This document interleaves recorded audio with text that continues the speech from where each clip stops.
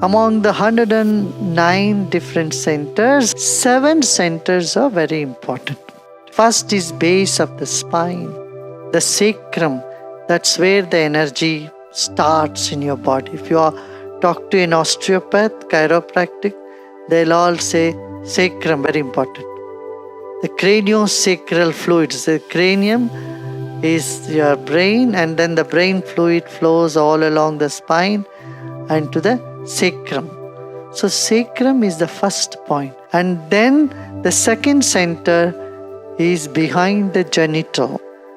The third center is in the navel region near the solar plexus. If you do meditation, your solar plexus becomes bigger. This is called also the midbrain. Half of the work of the brain in this does what?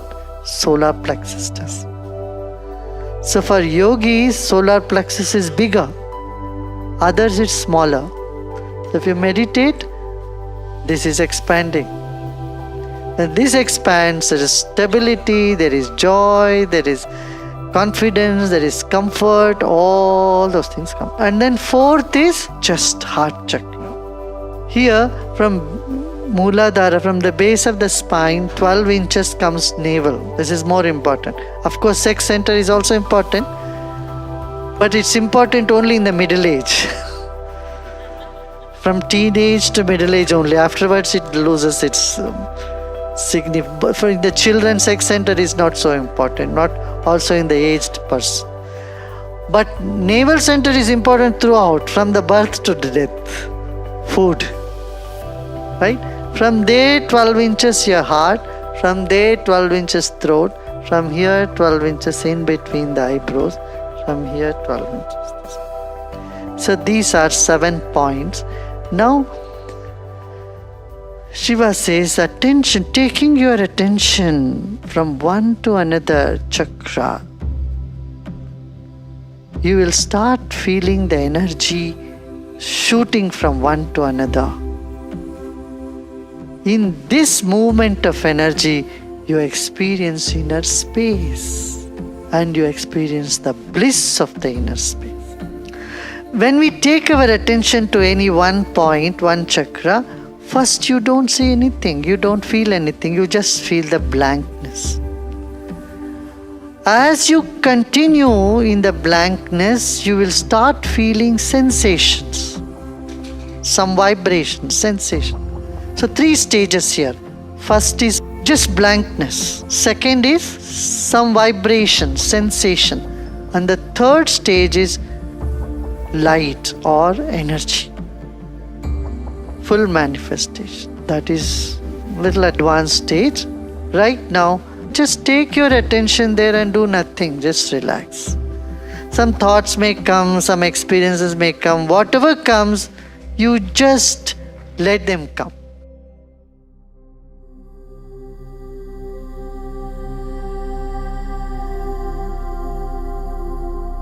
Shiva says, you have 109 chakras in you, 108 in the body, 1 above the body. Our subtle body ends at the 12th inch. Our body is like the wick of a candle, and the glow is all around. See, 20 years back or 50, 25 years back, if we had spoken about biometrics, people would say it's a nonsense. Today you know about biometrics, right?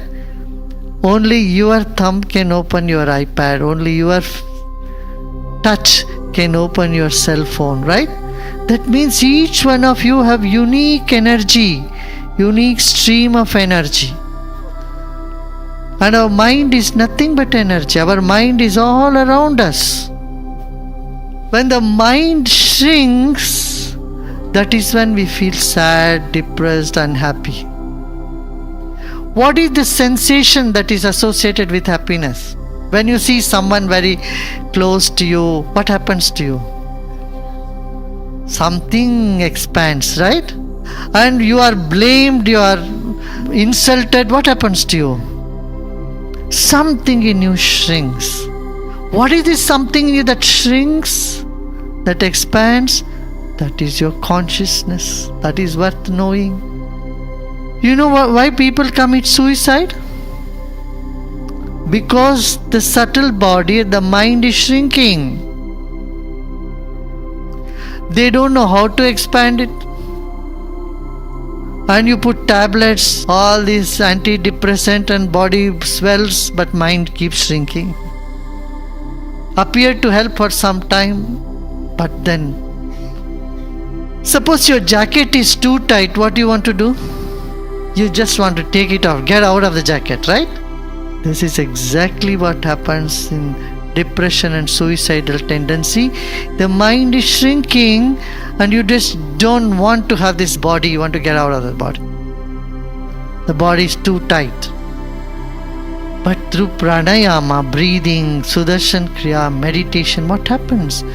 Mind expands. The mind expands when it reaches the 12th inch, you feel normal. If it is bigger than that, you feel happier. And it goes even bigger, you are blissful. So, all this strengthens our bioenergy. Every night when you sleep, what is happening? Your subtle body is expanding. It's in touch with your causal body, which is even bigger. So when you come out from there, you feel very energetic because your mind has found its expansion. So if you are highly stressed, your mind does not know how to relax, even how to sleep, to get into the higher self.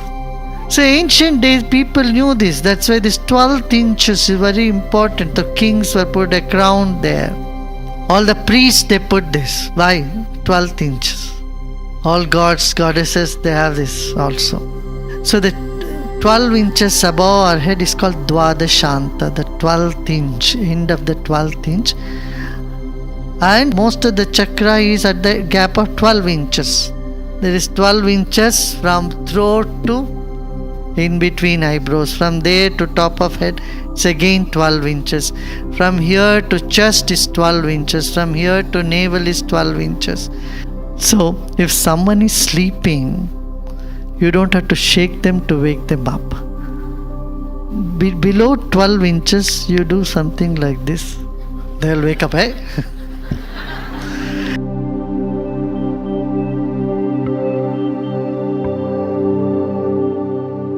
Wind, string or percussion, any of this instrument, when you pay attention to it fully, at the end of it, the mind dissolves. But we don't know how to listen to music, I tell you. We keep playing, somebody is playing the music, we keep talking. We are not listening to music like in a meditative space. We are not listening to music to create a space within. We are listening to music to occupy our mind. And music without words would be even better.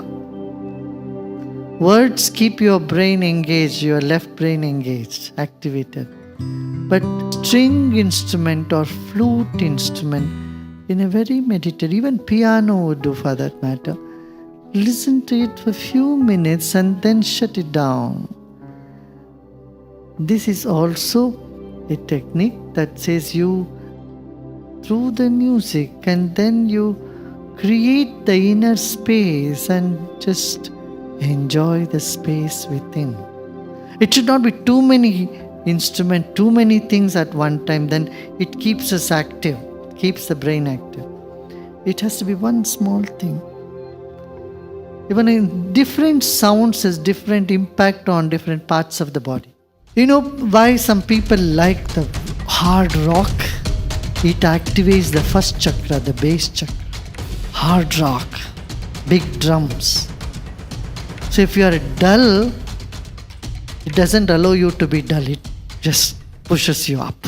Then you come to the navel center, then it is the string instruments, guitar, something much lighter.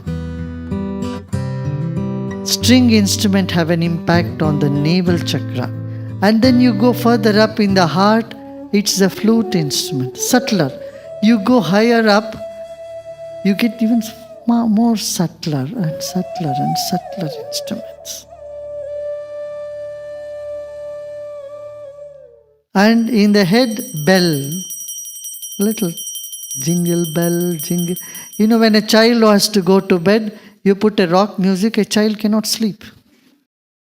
In the temple in India, you will see how these instruments are organized. There used to be 7 gates in the temple.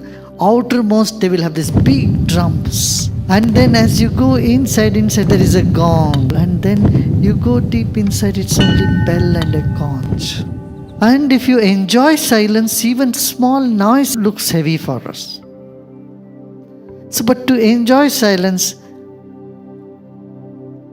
these are all the ways. First, the bass ones just wakes you up, and then big horns and big instruments. Then you go further, string instrument, the flute, and then finally bells. So for someone who is meditating, who is very sensitive, the rock big sound is very jarring.